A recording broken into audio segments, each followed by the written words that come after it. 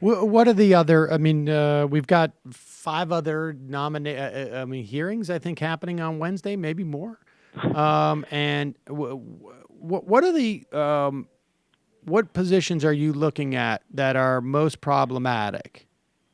Well, I think Rex Tillerson for Secretary of State is just insanely problematic. I mean, here you have a guy who was CEO of ExxonMobil, which just a billion conflicts of interest in that alone, but obviously is also very close to Vladimir Putin, given what we know about Russian hacking.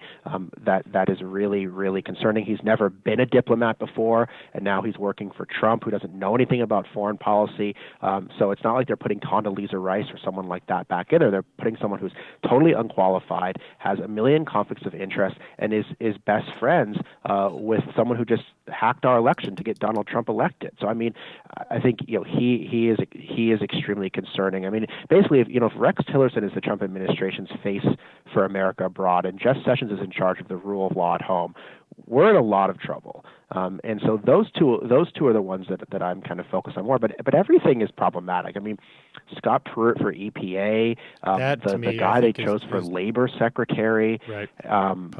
So many problematic positions. I mean, it's gotten to the point where the nominee for Secretary of Defense, Mattis, who's nicknamed Mad Dog, is considered the most sane person that Trump nominated. So when the guy who's nicknamed Mad Dog is the most sane person you nominated, there's a problem. How are you going to watch all this on Wednesday? Well, I'm not going to watch all of it. I mean, I'm not. I'm going to. I'm just curious how people. Yeah. I mean, how people are approaching it. I mean, obviously, I think for you, it's.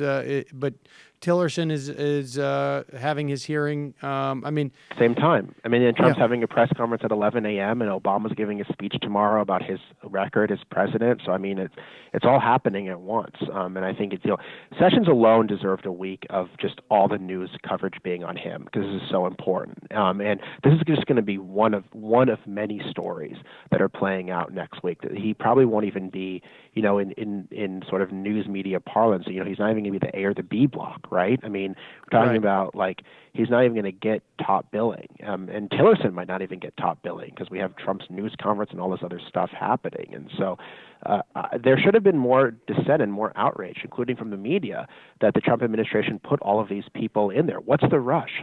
Why can't Trump be sworn in and we can have a methodical process here going through all his nominations, considering how long the Senate took to act on people like Loretta Lynch, who everyone knew was qualified, and still it took forever to get hearings and votes on her. And we should say there's a qualitative difference. I mean, not only obviously because the Sessions thing is a huge, but outside of Sessions, nearly every other person has very scant record of public service. I mean, I guess you could say Pruitt has been out there as an attorney general, but in a state, there's no federal, ethics vetting. None of this is coming.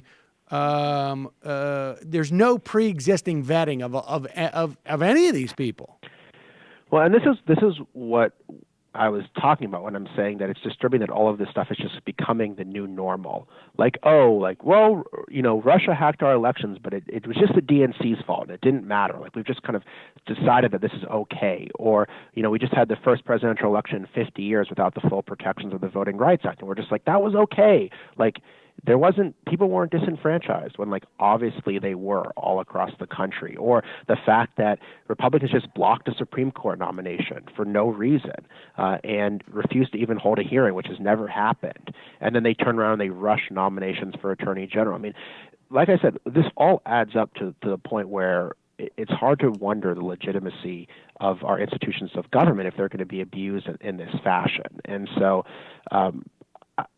I'm just almost at a loss for words, Sam, because what's the date today? We're 9 days into 2017, and this is already what's happening. Right. It's scary to think what's going to happen when these guys actually get power. Hey, it's Sam Seder. Why don't you subscribe to this channel? You can do so right over here. Subscribe.